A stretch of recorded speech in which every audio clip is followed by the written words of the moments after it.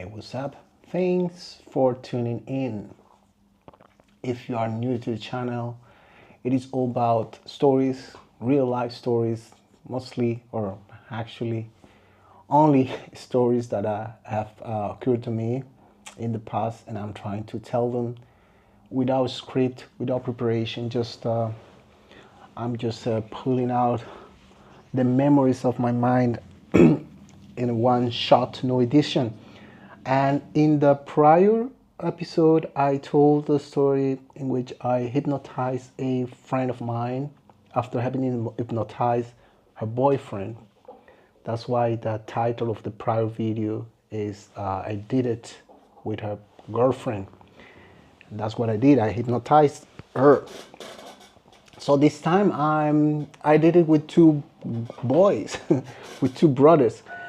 But I will only tell one of the sessions I had with one of the brothers, because honestly I don't remember the details of one of the brothers, and now I'm even doubting if I even did it with the small one, because he was quite small. I think I only did with one of the brothers, with the big one.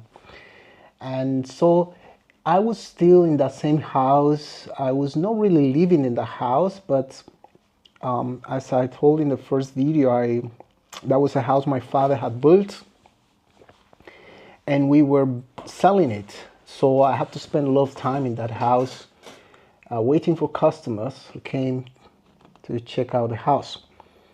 And as I was staying there, I had this hypnosis session with many of my friends. And so the news spread around my friends about the neighborhood that I was doing hypnosis to some of my friends, because I did it to the guy and then to her girlfriend. So they spread the word, and suddenly these two boys came to visit me. Those boys, they lived around the corner, and they wanted me to do the hypnosis therapy on them. So yeah, I was feeling like more confident that I have done already with two different persons. So I said, okay, let's do it. So we went upstairs. I had a mattress upstairs, and then I started my whole procedure as always, trying to calm them down, tell them a story, try to involve all the senses in the story. And after 7 or 8 minutes, I started asking questions in the reverse order, so questions that would bring me back in time, in memories, into the memories. And so we end up in a very interesting episode, because the boy described an scene when he was little and there was a flood in his house. So he described a lot of details about the flood. Then there was another thing he told me, and that was when he started to learn how to walk. The first step he ever took in his life, he was able to remember that exact date, and he knew exactly what happened. He said that his grandfather, he marked on the calendar the date. As soon as he started walking, he knew those details, he told me. So that was basically it. That was the session I had with these two boys. And the interesting part is that these two boys went on to tell their mom that I was doing this thing, this hypnosis. I remember their mom was pretty young, actually, for being the mother of two boys. And actually, I think I can tell in this episode, because I think we have time, because this is a very short one. So when the mom came to visit me, now this time I was feeling like the pressure, because yes, I have done this with the boys, adolescents, but even though she was not like a very old lady, still she was an adult, and I was just 17, and I felt like some pressure in me. I wanted to do it very well. I wanted to document it. And so in those days we have cassette recorders, And so I brought a cassette recorder, I brought candles, and we tried to play a little bit music, and too many things, too much, like too many arrangements and preparation. And that's not the way I was doing it until that point. The way I was doing is like somebody came to me and we were chatting about one thing or the other, and all of a sudden we came to we touched the subject, and then we'll say, okay, you want to do it? I say, yes, okay. And that's how we always did it. We never planned. I never planned it before. But that day we planned it so much and prepared so much.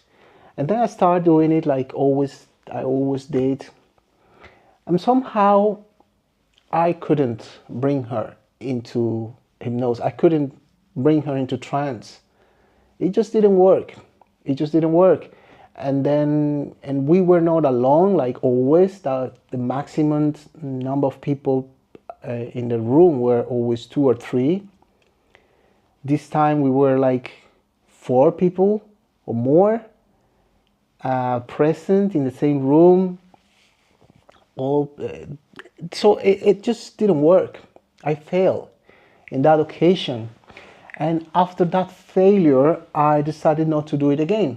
I felt bad, and I felt like it was a big responsibility, that what I was doing could be even dangerous for people, I thought. I was thinking, maybe what if I bring back memories that can be disturbing for people?